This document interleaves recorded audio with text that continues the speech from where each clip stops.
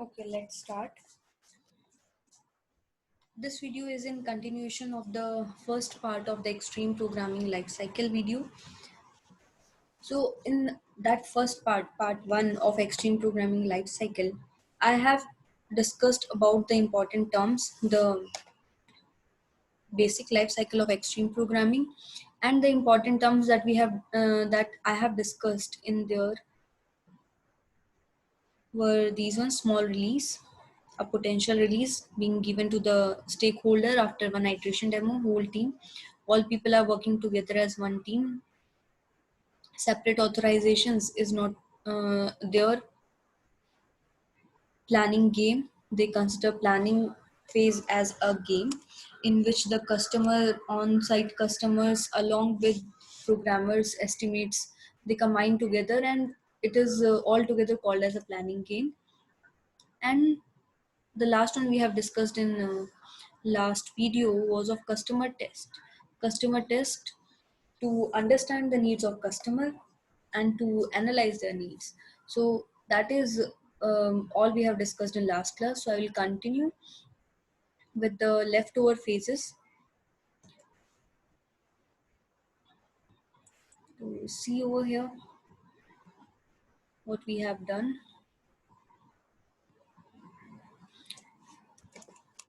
This part has been done: test driven development, pair programming, integration, coding standards. Yes, we have to discuss this part, and we have already completed analysis part where we have discussed lastly about customer tests. Now see over here, this is the next phase of designing and coding in extreme programming. So what happens in designing and coding? You have to design and architecture, create to continuously create and improve the design in small steps. And this work is being done by test driven development. Test driven development, this is very important term. I have already underlined it here. So it is also, you can say, one XP practice, extreme programming practice, that you should know.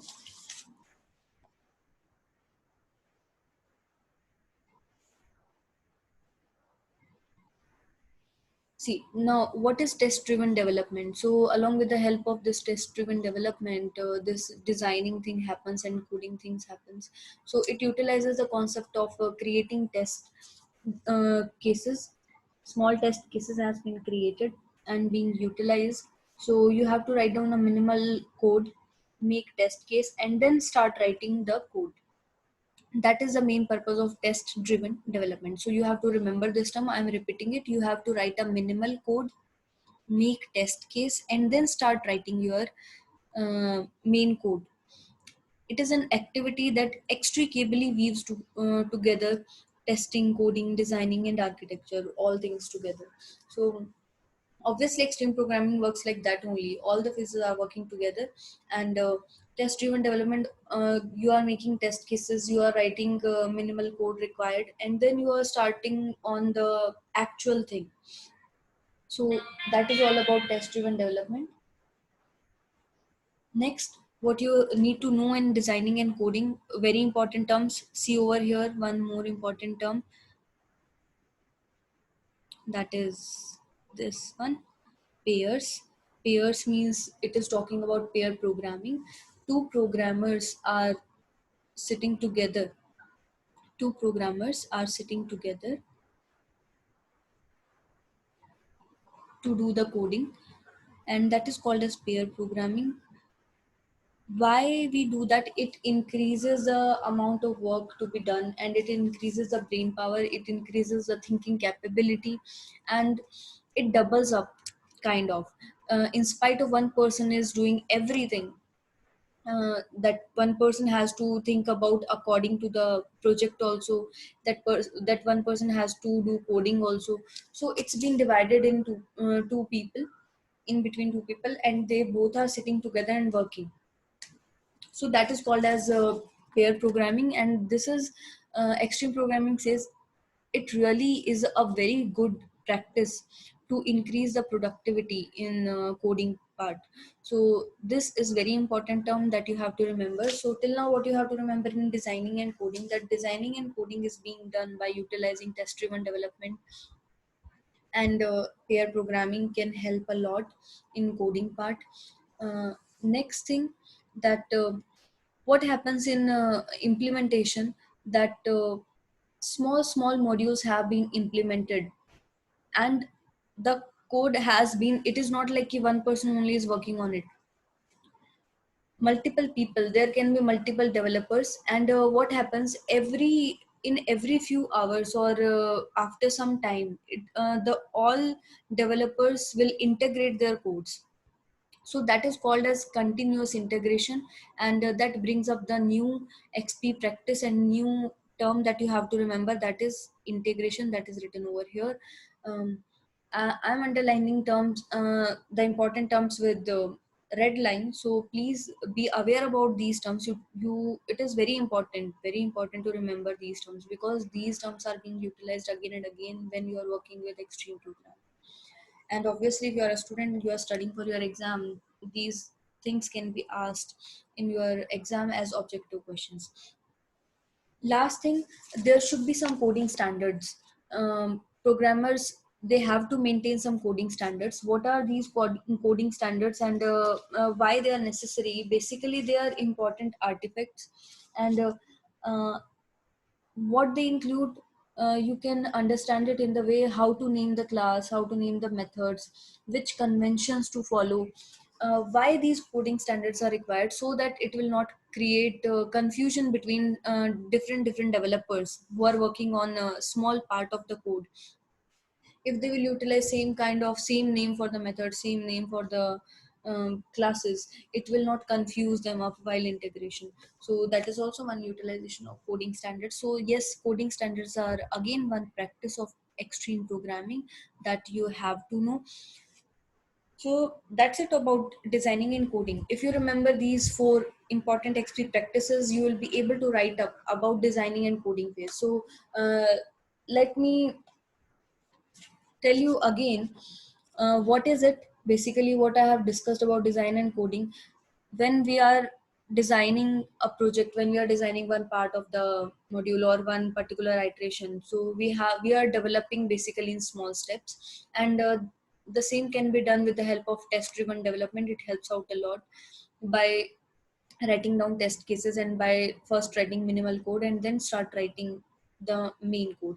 Then pair programming can help out a lot to give fast results when two people are working together on same thing. Next thing, when different developers in designing and coding phase, what happens, different developers are working on small coding parts, and they have to integrate it after a few hours or after few time, when they all are ready. Then last thing, some coding standards have to be maintained by the programmers, and these coding standards help to avoid misunderstandings between the codes, and it helps to share the ownership of the code. So the team shares a joint aesthetic for the code, and everyone is expected to fix problems in the code regardless of who wrote it. So yes, that's it about designing and coding phase. Next thing that we have to discuss over here in this part, I'll move to the next slide. Next is your testing. Testing phase. What happens in testing phase? Now, because many times it happens that retrospectives are happening. Now, when I'm utilizing these terms, retrospective or test driven development or pair programming, then I hope you now understand these terms, and these terms are not confusing you. So this testing phase, when these retrospectives are happening, test driven development is happening several times, most of the times these kind of going back to the mistakes, correct them, this is happening in every iteration demo. Every day it happens in daily stand up meetings. So what I want to say over here is, if you are working really well with all the XP programming practices, then team will produce only little bugs, little errors per month in the completed work. So that is very crucial point over here in testing part. If you will you are working very well with all the phases, along with all the along with following all the XP practices, then it will be easy for you while testing, because you will have very small errors to handle in the last. So programmers provide the first line of defense with test-driven development.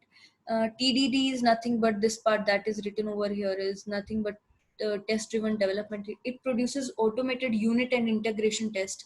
Unit means one module test, and integration test when all the codes have been integrated, then testing happens for all of them. So programmers may also create end-to-end test. Okay, final when you are completed, then yes, to ensure that everything is working properly, and whatever the way you want the software to respond, it is responding in that way only. So yes, that's where testing happens. And if something is not functioning well, then you have to work on it, and you have to, that's why only testing happens. But yes, your well maintained things, well functioned work, and your regular feedbacks, it helps you to produce less number of errors. So that's it about testing phase. Next one is deployment. Deployment is about at the end of the iteration, at the end of your complete you have completed all your phases on the basis of for producing the prioritized features for the product, then you are deploying it to your customer or your stakeholder. So they deploy the software to internal stakeholder every week in preparation for the weekly iteration demo. So internal stakeholder holder, what will happen, they will review it, so that when it will be given to the real customer, less number of feedback should come, less number of rework should come. So that is the main purpose, to first deploy it to internal stakeholder, and it really helps out. Yes, because internal stakeholder will help you to know that what things you have to rework on before giving it to real customers. So after that, for the deployment to real customers, scheduled according to business needs, obviously that depends when they want it. And so business needs means it is completely management thing, so according to that it's been planned, and deployment to the real customers happen according to that only. So for review purpose, there are internal stakeholders who are acting like a end user, and they will review it, and they will give you some feedbacks about it. Okay, yes, this thing is not seeming well, so you have to work on it. So in that way deployment thing happens. So these are all the phases. And now I'll move to the important term slide that I have shown you in last class also, and in the first part of this video also. So look over here, this one. Now I think we have discussed most of the terms, and these are very important terms that you have to remember. If something is left over, I will tell you right here, right now.